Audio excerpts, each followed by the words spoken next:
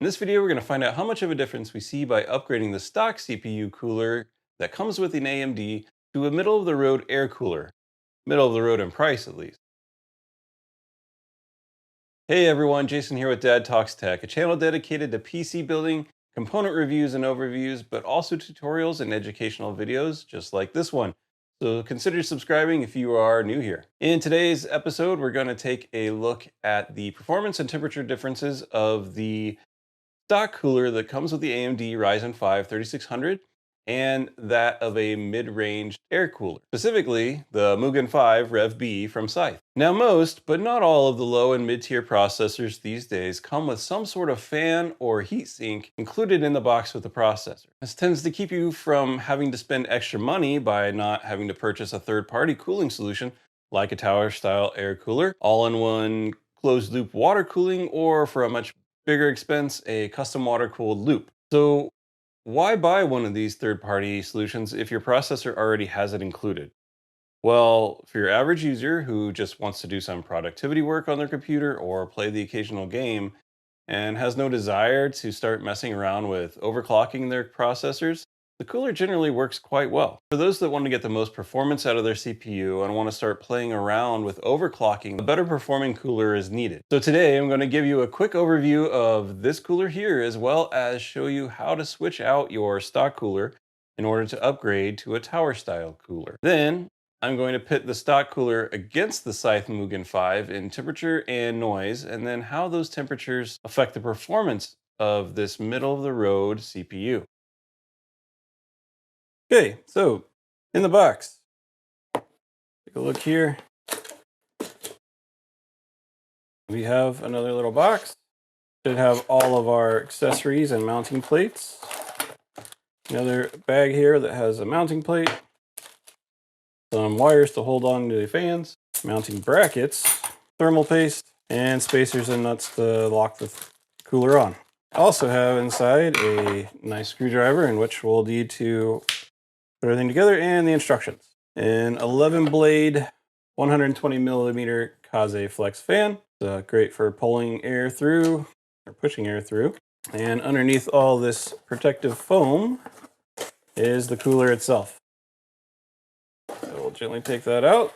As you can see, it's a fairly beefy cooler. You can see that the heatsink is asymmetrical, meaning that it's kind of offset from center. The reason for that is so that the fan won't interfere with the RAM modules on this side, and that there's a slight cutout here that gives you clearance for up to 55 millimeters if your motherboard has RAM on both sides of the CPU, or if your motherboard has a large VRM heatsink. Cold plate and the 6 millimeter heat pipes are all nickel plated copper, and the pipes are capped on the top by these little nubs here, which I think give it a pretty clean and well-polished look. Again, while the Mugen 5 is a fairly beefy tower at 111 millimeters thick with the fan attached, 136 millimeters wide, its 155 millimeter height should be low enough to fit in pretty much all MATX and ATX cases. And the size should do well in keeping the CPU cool while also being fairly quiet.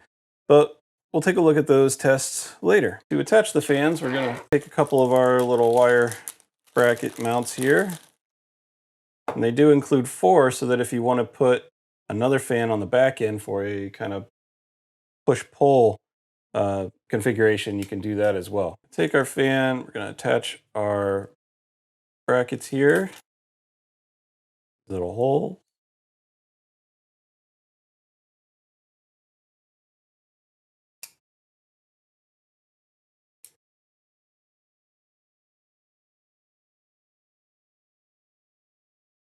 That simply sits into the mount here. Notice, however, that if I attach the fan beforehand, I won't be able to screw down this mount. So we'll do that later, but that's basically it. Again, looks pretty nice. We're going to have it set in our case this way so that air flows through the fan, pushes through the heatsink, and out the other side, pushing the hot air toward the back of the case where we have a fan ejecting the hot air out of the case. Let's put this thing together. Okay. Now, I've taken the motherboard out of the case. In most of the PC cases, I think you'll have enough room that you don't necessarily need to do this, but I just wanted to take it out for demonstration purposes. And the first thing we need to do in order to replace our stock cooler for the Mugen is to remove the stock cooler, obviously. And I'm going to go ahead and take out at least this first stick of RAM. I don't think I'll need it. I think I can clear it without having to take it out, but just give myself a little bit more room. I'm going to pop one of these out. All right, and then we got to make sure we unplug the fan on the fan port. And then we're just going to do the opposite of installation. There are 4 screws on either side, so you're just going to remove those.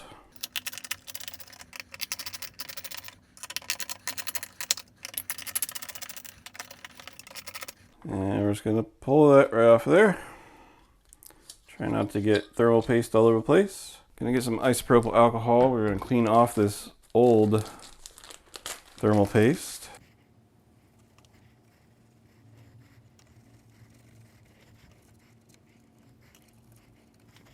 We're ready for our new cooler. All right, now that we have our old cooler off, we need to prep the board for the new cooler. So with this particular model, we don't need to change the back plate because we're actually using the stock one that's on the motherboard already. So basically what we'll do, we'll need 4 of these spacers.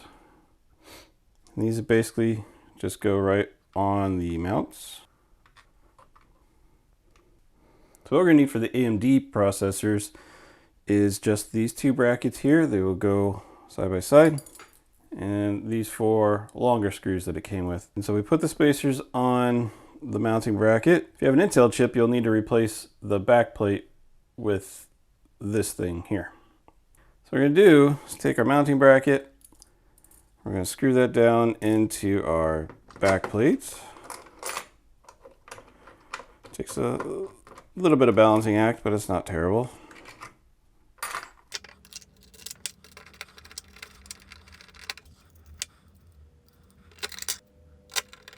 And we take our fan, and there's a little sticker on the bottom here that says please peel before installation. And if you forget to do that, then you'll have some problems because none of the thermals will actually get to the thermal pad. First, we need to put on our thermal paste. Now, it does come with thermal paste, but I am going to use my own since it's the same one we used for the stock cooler. And I want our testing to be as good as possible. And so this is the Arctic MX4 thermal compound. Just going to place a dab, about a pea size, right in the middle of your proc. Now, technically this could be mounted either way, but we want the fans to be on this side, and we want to be able to clear all of that memory here. So I'm going to place it like this. We're just going to place it right down on processor and line up these screws with the mounting plate on the, or the mounting bracket on the bottom. Now for this screw here, I'm going to need to get this long screwdriver that came with the cooler because we have to slide it down through the thin stack to screw that one in. Go back and forth between the 2 sides to make sure we get even pressure on there.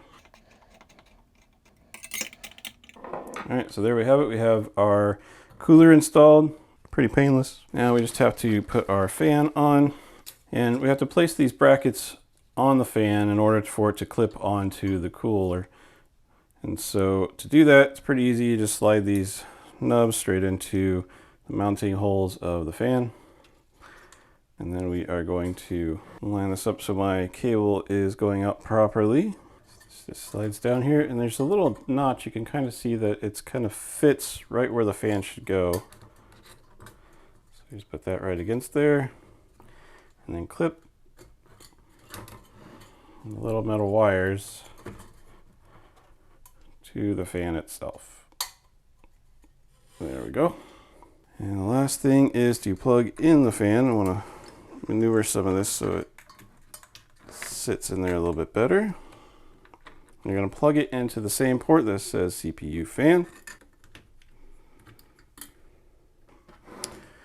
There we go. Now we just need to reseat our RAM that we took out.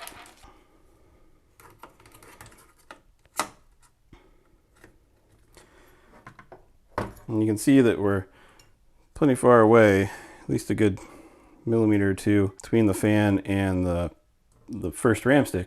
So we've got plenty of space there. And on the other side, we are right over the heatsink for the VRM, but there's still a good couple inches or so. So if I wanted to place another fan on this side, I've got plenty of clearance to do so. At least as far as this is concerned now. If you have case fans in there, that might cause some issues, but we'll see. I do plan on doing a test on this with a kind of push-pull configuration as well, and we'll see how much difference that makes between, you know, the two fans versus one. And that's about it. We are ready to go, ready to put this back in the system, and we'll do some testing. Now for the results of the test. The stock cooler at idle ran at about 32 degrees Celsius above ambient temperature. And while at an idle state, it ran roughly 34 decibels. The Mugen 5, however, idles at an incredible 22 degrees above ambient with a noise level at about 32 decibels. To test the two coolers at load, I ran a Cinebench 20 test 3 times with each. The average scores and max temperatures taken during the benchmarks are shown here. The first test was with the Ryzen 5 3600 at stock settings with no overclocking. The included Wraith cooler was running at a max temperature of 92 degrees Celsius or 67 degrees above ambient, with an average Cinebench score of 3371. The Scythe cooler, on the other hand, reached a slightly lower score at 3345, but at a much cooler max temp of 73 degrees or 49 degrees above ambient. For the second test, I decided to set the overclocking to auto and Ryzen Master to see how the two coolers would handle the ability to overclock. On this particular processor, the auto overclock set all cores to 4.1 GHz. Again, the Wraith hit a max of 92 degrees, but managed to increase the average Cinebench score to 3405. While the Mugen 5 was able to best that with a score of 3498, with max temps staying at 73 degrees Celsius. For the last test, I wanted to see how far I could manually overclock the processors and still be able to keep it stable. For the stock cooler, I wasn't able to push much more than auto overclock. I managed to keep it stable at 4.25 GHz on all cores at 1.3125 volts.